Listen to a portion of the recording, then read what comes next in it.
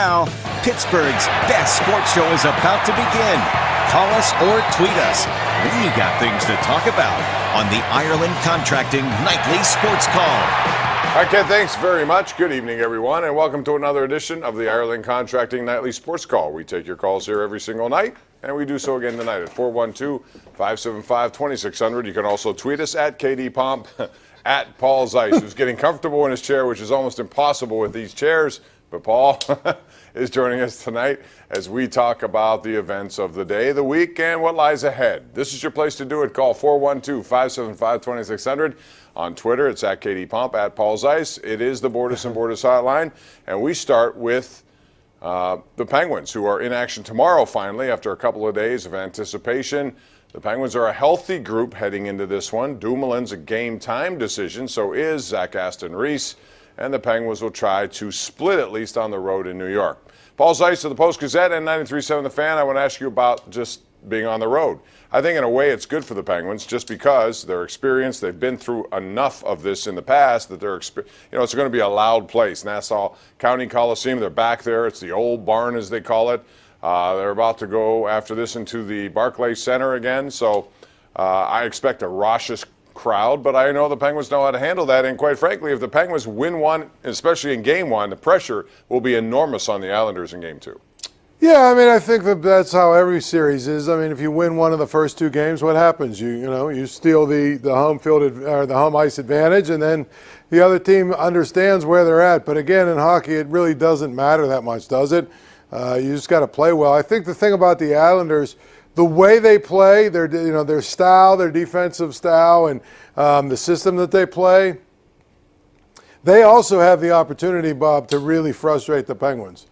And there's no question. I mean, there's a lot of different ways you can look at things, but the thing I'm saying is, if it's say they win the first game 1-0, the Islanders, say they win the first game 1-0, they score in the first period, and it's just, what they do for two periods, and the Penguins get a little frustrated.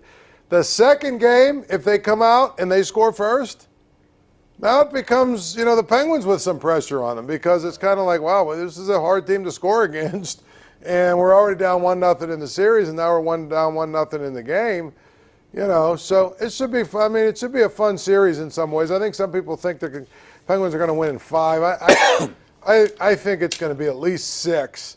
But it wouldn't shock me if we're talking about a Game 7 here, a week from now or whatever it is. I still think the Penguins are the better team, and I think the better team normally wins this kind of series. It's a contrast of styles, there's no question. The Islanders want to play one way. They want to rattle the Penguins. They want to wait on them, make a mistake, counterattack when they can, and the Penguins have been prone to do that once in a while.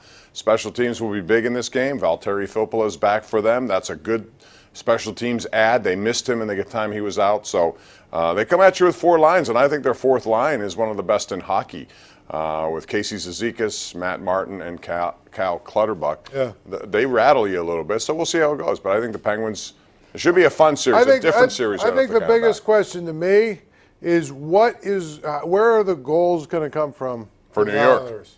Well, they better hope Barzal gets off the schneid, because he's gone 1-24. He needs to be better than that. The flip side of that is they don't need to score that many goals to win. Unless they fall behind, then they're going to find themselves putting. The other thing is, are you buying that they're going to flip-flop goaltenders every game? No. I don't. I think it depends on how it goes. Right, they're not going to be hesitant to do it, because Trotz has not been hesitant all year. I understand that, but if they come out in the first game and they win 1-0, you're going to switch goaltenders? No. Come on. I think it depends on how the game goes too. That all is part of the process that we'll see, and it gets underway tomorrow. Rich Walsh will be there for us live at 5 and 6 o'clock, and also after the game on KDKA TV. Some of these other series are interesting. Real quick, I want to get your take on that, and that would be number 1, Tampa Bay against Columbus. I give Columbus a little bit of a chance. Tampa Bay is really so good. They're the best team in hockey, but they've been down this road before, and they've not been able to complete it and get to a final.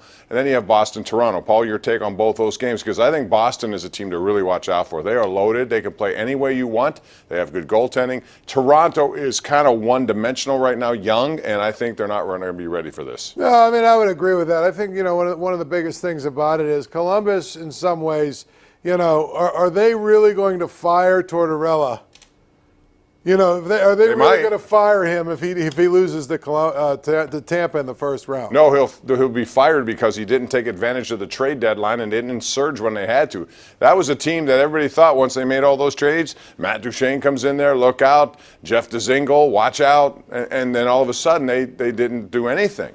And I think if he's fired, it's because they didn't move up at the time to avoid Tampa. Right. Well, I think what happened when they first put that team together the way it's put together, they struggled for a few weeks, didn't they? Until they kind of figured it out. And, you know, at that point there was too much, you know, it was just too late for them to really make a run further than they could. But they got Tampa in the first round. To me, it's going to be interesting to see if they lose to Tampa. Is Tortorella, you think that's the end for him? I don't know. It could be. To me, if you're going to fire Tortorella, then you basically just need to break up the team.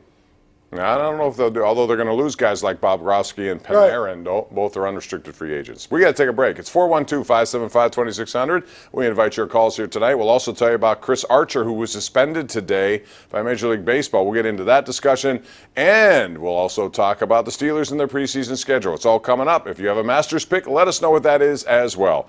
All fine with us tonight on the Ireland Contracting Nightly Sports Call, Pittsburgh CW.